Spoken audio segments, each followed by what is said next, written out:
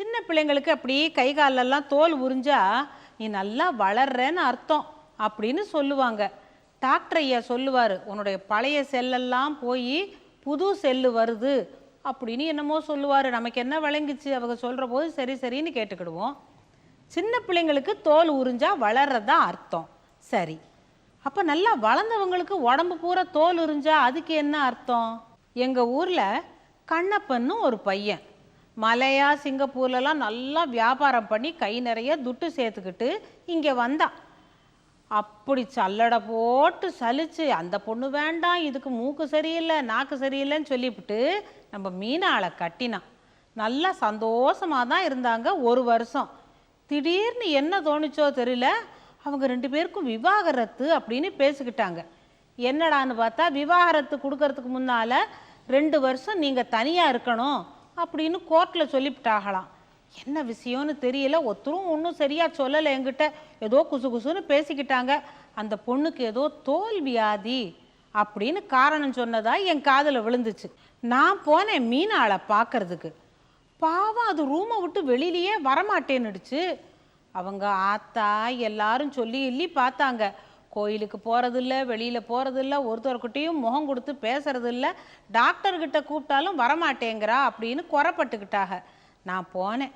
மெல்ல போய், என்ன ஆத்தா எதுக்கு இப்படி அழுதுகிட்டு கிடக்க, உனக்கு என்ன ஆச்சு காட்டு, தோல் வியாதியா என்ன சொல்லுன்னு.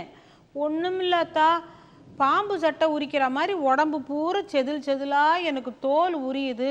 அவர் என்ன சொல்லிவிட்டாருன்னா, இந்த மாதிரி ஏதோ உனக்கு பொல்லாத நோய் தோல் நோய் இருக்குது, அதை எனக்கு மூடி மறைச்சு கல்யாணம் பண்ணிட்டாங்க உங்கள் அப்பா அப்படின்னு சொல்லவும் தான் ரொம்ப வருத்தமாக போச்சு எனக்கு.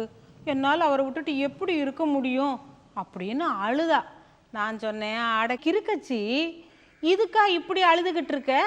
நம்ம பாட்டம் பூட்டம் காலத்திலேருந்து இந்த தோல் உறிஞ்சா அதுக்கு அருமையான மருத்துவம் சொல்லியிருக்காக, அதை நான் உனக்கு சொல்கிறேன்னு சொன்னேன். அப்படி ஒரு மருந்தை மட்டும் நீங்கள் எனக்கு சொல்லிவிட்டீங்க. அந்த மதுரை மீனாட்சி நீங்கள் தான், காஞ்சிபுரத்துக்கு காமாட்சி நீங்கள் தான் அப்படின்னு ஆரம்பிச்சிட்டா. அதெல்லாம் ஒன்றுமில்லை, நமக்கு தெரிஞ்சதை 4 பேருக்கு சொன்னால் அவங்களுக்கும் சோகம் நமக்கும் சோகம். நான் வேற எதுக்கு இருக்கேன்? உங்களுக்கு நல்ல விஷயங்களை சொல்கிறதுக்கு தானே இருக்கேன் அப்படின்ட்டு விஷயத்துக்கு வந்தேன். அது என்ன பெரிய மருந்துன்னு கேட்குறீங்களா?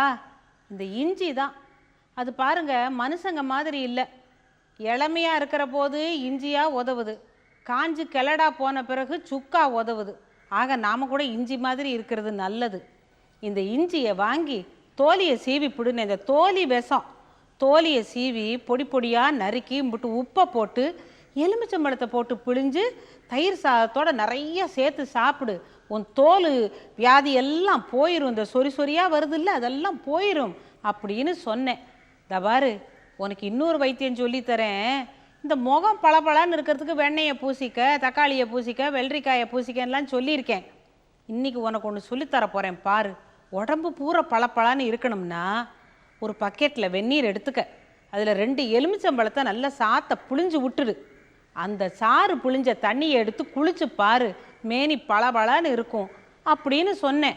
பாவம், சும்மா சொல்லக்கூடாது அந்த பிள்ளைய. நான் சொன்ன வாக்கை தெய்வ வாக்கா எடுத்துக்கிட்டு நெதம் அப்படி பண்ணியிருக்கிறா. அடுத்த முறை கேஸ் விஷயமா கோர்ட்டுக்கு போயிருக்கா. அங்கே கண்ணப்பன் இவளை பார்த்துருக்கான். பார்க்கவும் இவன் நம்ம சம்சாரம் தானா, இல்லை எங்கள் வீட்டு பிள்ளையில வர ரெட்டை எம்ஜிஆர் மாதிரி அவளுக்கு ரெட்டையாக வேற யாரோ வந்து நிற்கிறாங்களா அப்படின்னு முறைச்சி முறைச்சி பார்த்துருக்குறான். அப்புறம் தெரிஞ்சுக்கிட்டான் தம் சம்சாரம்தான், அவளுக்கு ஒன்றும் இல்லை, தோலெல்லாம் நல்லா பளபளன்னு மினுமினுன்னு இருக்கான்னவும் கேஸை வாபஸ் வாங்கிக்கிட்டான். அப்புறம் 2 பேரும் ஒன்றா போயிட்டாங்க. பார்த்தீங்களா, அவங்கள சேர்த்து வச்சது இந்த இஞ்சியும் எலுமிச்சம்பழமும் தான். ஒன்று சேர்ந்த அன்பு மாறுமா, உண்மை காதல் மாறி போகுமா, ஒன்று சேர்ந்த அன்பு மாறுமா.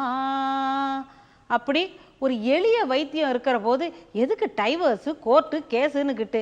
ஏதாச்சும் 2 பேருக்குள்ளே தகராறுன்னு வந்துச்சுனாக்கா கை வைத்தியம் என்ன பாட்டி வைத்தியம் என்னங்கிறத பார்த்துக்கிடுங்க. அப்புறம் எல்லாரும் சந்தோஷமாக இருக்கலாம்ல.